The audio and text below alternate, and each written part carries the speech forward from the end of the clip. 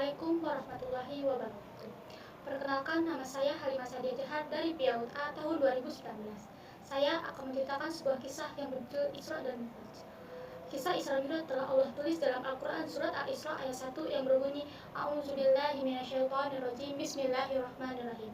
Subhanalladzi asra bi 'abdihi lailan minal masjidil harami ilal masjidil aqsa alladzi barakna haulahu linuriyahu min ayatina innahu huwas samiul basyir, yang artinya Maha Suci Allah yang telah memperjalankan hambanya pada suatu malam dari Masjidil Haram menuju Masjidil Aqsa yang telah kami berkahi sekelilingnya agar kami perlihatkan kepadanya sebagai tanda kebesaran kami. Sesungguhnya Dia Maha mendengar lagi Maha mengetahui. Isra Mi'raj adalah perjalanan Nabi Muhammad atas perintah dari Allah SWT yang ditempuh dalam waktu sehari semalam. Isra adalah perjalanan Nabi Muhammad dari Masjidil Haram di Mekah menuju Masjidil Aqsa di Yerusalem atau Palestina. Sedangkan Mi'raj adalah perjalanan Nabi Muhammad dari Masjidil Aqsa menuju Sidratul Muntaha.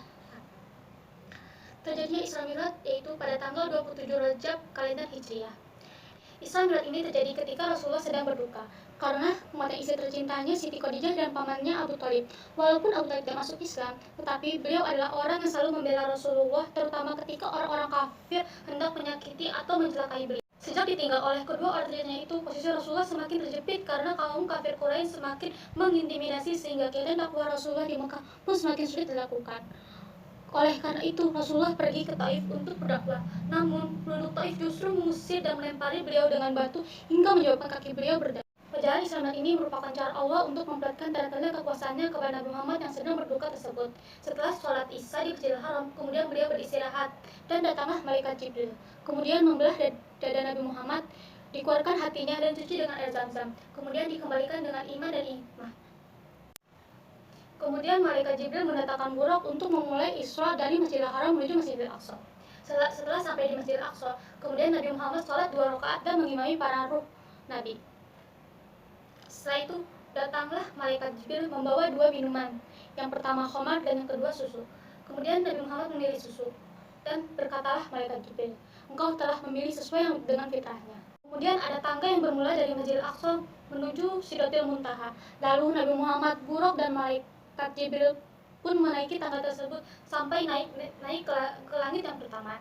Malaikat Jibril ditanya oleh penghuni langit yang pertama, siapakah engkau? Akulah malaikat Jibril. Siapa yang bersama engkau? Malaikat Jibril menjawab, Rasulullah SAW. Apakah dia diutus oleh Allah? Ya, dia adalah orang yang diutus oleh Allah. Maka pintu pertama itu pun dibuka. Kemudian Nabi Muhammad bertemu dengan Nabi Adam. Pada langit kedua, Rasulullah bersama malaikat Jibril naik dan bertemu dengan Nabi Isa alaihissalam dan Nabi Yahya alaihissalam.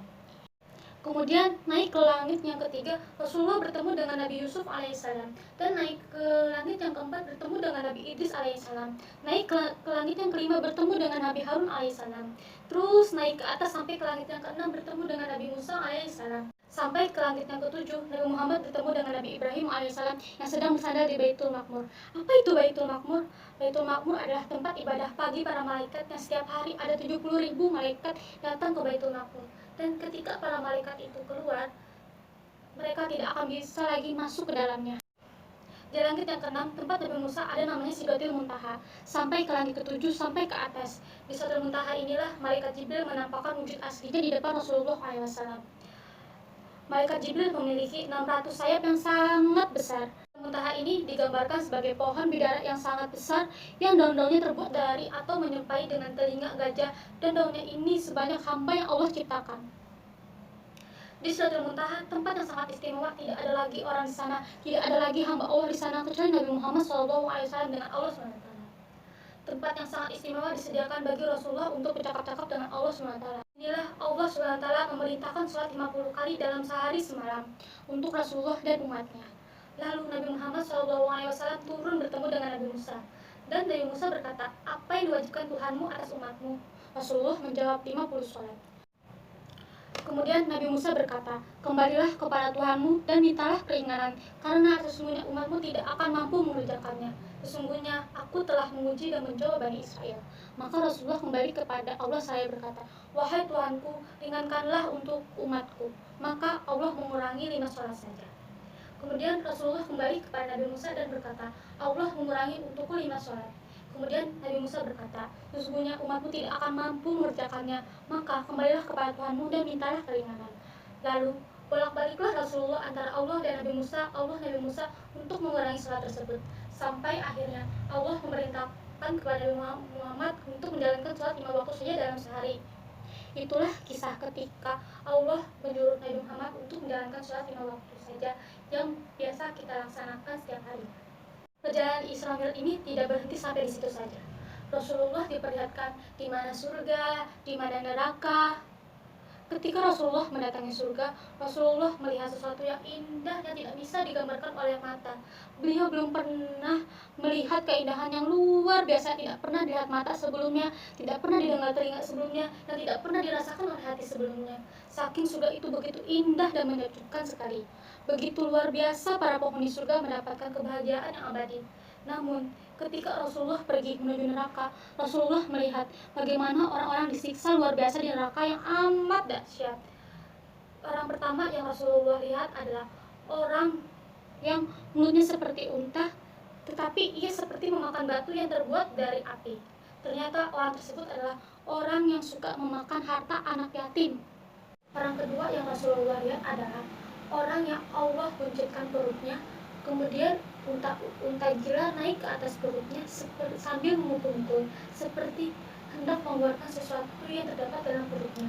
Ternyata orang tersebut adalah orang yang memakan harta riba. Orang ketiga ialah ada makanan yang enak di sebelah kanannya dan ada makanan yang busuk di sebelah kirinya. Orang ini memilih untuk memakan makanan yang busuk di sebelah kirinya sampai Rasulullah heran. Ternyata orang ini adalah orang pezina yang diberikan sesuatu yang halal oleh Allah SWT, namun ia memilih makanan yang penuh dengan belatung dan menjijikan. Ini adalah gambaran dosa-dosa yang sering diperbuat oleh orang zaman sekarang, memakan harta anak yatim, memakan riba, dan zina yang terjadi di mana-mana. Zina yang dimulai dari para pelajar, mahasiswa, pejabat pabrik, dan orang-orang dari kelas atas maupun kelas bawah yang telah menyebar di mana-mana. Itu adalah salah satu dari dosa-dosa yang dilakukan oleh penghuni neraka. Setelah kita ketahui kisah ini, mudah-mudahan kita bisa menjauhi dari perbuatan ahli neraka, perbuatan-perbuatan yang dibenci oleh Allah SWT. Peristiwa ini mengajarkan kepada kita untuk menegakkan sholat 5 waktu dan menjadi hamba-hamba Allah yang soleh dan soleha. Dan kisah ini juga mengajarkan di sesuatu kesulitan pasti Allah akan memberi kemudahan kepada kita. Dan kisah yang bisa saya sampaikan, kurang lebihnya mohon maaf. Akhirul kalam, wassalamualaikum warahmatullahi wabarakatuh.